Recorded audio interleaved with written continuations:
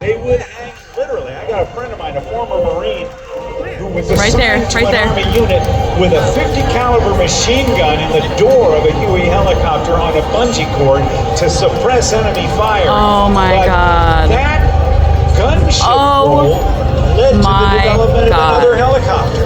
Oh That's my right. God. We couldn't ask for better timing because we're watching that other helicopter, purpose-built helicopter gunship that we affectionately call the Cobra.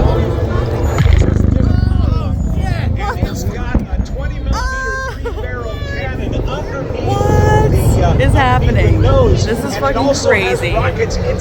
It's a specially built helicopter. It's Okay, an it's gonna attack happen again. helicopter, right? Pretty sure. It is. QH-1 is the utility I know. aircraft you said initially was commissioned for dust-off. Oh well, so the gunship cleared the way. Well, so many other roles. Oh my God. The Marine Corps decided that they needed a purpose-built aircraft for escort, and the Cobra you're seeing right now is providing escort operations for the Huey that is Oh my God, look at the Huey. What the fuck? Center on Oh the objective. my God. That AH-1 Cobra has a more narrow fuselage and stub my wings God. that allow rockets, air-to-air missiles, air-to-ground missiles. And it Oh has my gosh. a chin bubble weapon, 20mm, on the bottom my that allows it to God. fire rounds as well. And the UH-1 Yankee coming in, the aircraft commander, Captain Nicholas Lockett Kwasnichka, and the co-pilot, Major Christopher Rick Trunk. I'm flying a helicopter. High above, in the high cover, Oh in the my AH-1 Zulu, the Cobra, and Captain Bryce Fronston and Major Alexander Kavensky. Wow. We have door gunners on this Huey that just touched down. Door gunners. Oh They're my God, providing look at suppressive him. fire to the Marines as they run off the aircraft and Oh set my up God. security while the aircraft is in this normal state. Overhead, the Cobra is now transitioning to close air support. He's communicating directly with a Marine on the ground via radio. In the Cobra, the gunner sits in front, the pilot sits in back, but each of them has the ability to actually turn their head one way or another, gosh. and it'll re-aim that chin gun, that three-barrel gun, underneath the nose of the aircraft. Is that what they call the look shoot, or what? What is that? That's right, Rob. The weapon on the bottom of the Cobra is gimbaled to the gunner's helmet so that when he turns his head right, the weapon turns right. When he turns his head left, the weapon turns left. What that allows him to do right now is circle overhead the objective while still being able to shoot right or left in order to provide close air support for the Marines assaulting the objective. Now, the Oh my original God. Huey helicopter had a very unique sound, but over the years they have gone from a single engine Huey to this bigger and multi-engine Huey, but they took away the two blades and added some more. Is that what they did? Oh my That's God. right. The distinctive wop wop Oh shit. that you might recognize from the movies has been replaced by what you hear today, as both of these aircraft have a four-bladed system, and that provides them with more power and more maneuverability. In fact, Oh my the Cobra God. and the Huey share 84% of their parts, making them more reliable and easier to conduct maintenance on. I had no idea. And I guess that's the folks, the forward thinking of the folks at Bell Aircraft when they developed them to make them so wonderfully interchangeable and interoperable. That's right. The engineering has been years in the making. The Cobra and Huey have been in our nation's service for decades. I just gave Christopher your.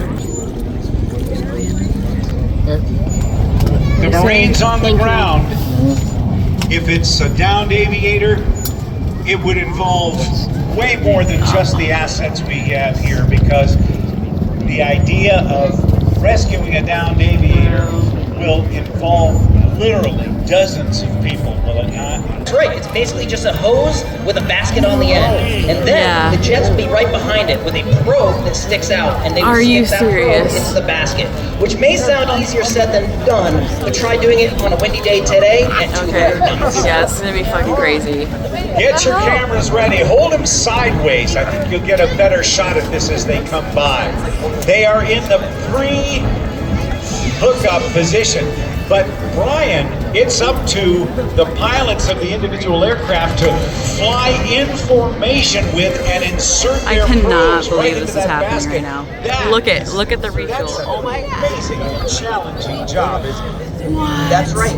And right now, you're seeing something that's unique to the United States Marine Corps, United States Air Force, and the United States Navy. They're doing dual tanking operations. So you have an F-35 in the left position, an F-18 in the right position, and then all the way out to the right echelon, he's already conducted his refueling operations as another F-18.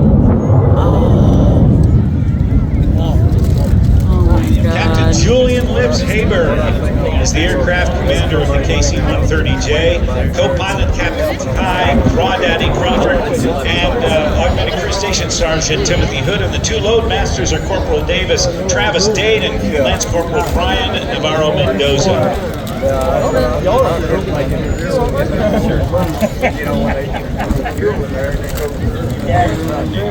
Yesterday, you told me, speaking of short takeoff and landing, you told me a story about a C-130 that landed on an aircraft carrier. Is that true?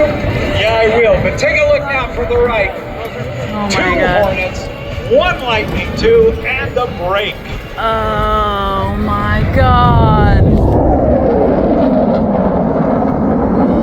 Oh.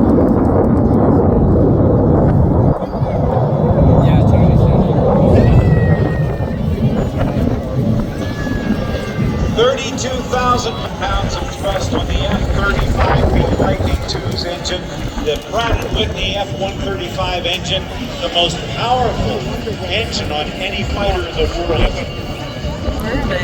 Now, you started to mention about the C-130 Hercules and how it's possible to land a C-130 on the deck of an aircraft carrier, and they chose the USS Forrestal. Oh, y'all done? Now, the C-130, I think it has a wingspan of what, 136 feet, something like that? Something like that. Oh my Yeah, god. that's pretty wide. Oh As my we God. see the C-130, I'm sorry, the F-A-18s coming into land. But James Flatley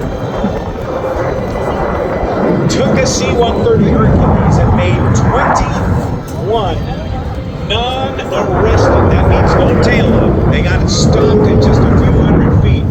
21 full stop landings on board the Forrestal and 29 touch and goes.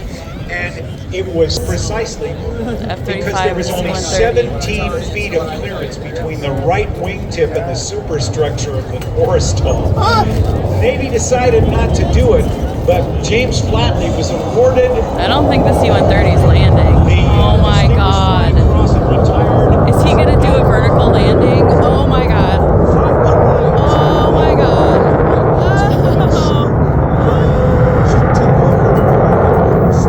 Are you joking me right now? Oh my god.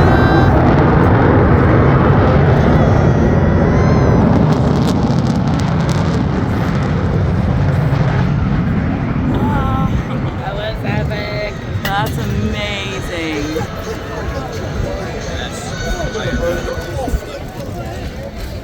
As you see, also converted to power to turn that vertical lift fan. So the complexity of the F-35B is unlike any other aircraft in the world, with the possible exception of the MV-22 Osprey. Because making those prop rotors work is a marvel in itself. The F-35 and the FV-22 are both great engineering novelties and accomplishments. As the C-130 comes in to land, Rob, I wanted to let you know a little bit about that story you told me about the Forrestal. I reached out to a C-130 pilot friend of mine yesterday after you told me that cool story. And he told me that that same C-130 that landed on an aircraft carrier several times remained in service until 2005 with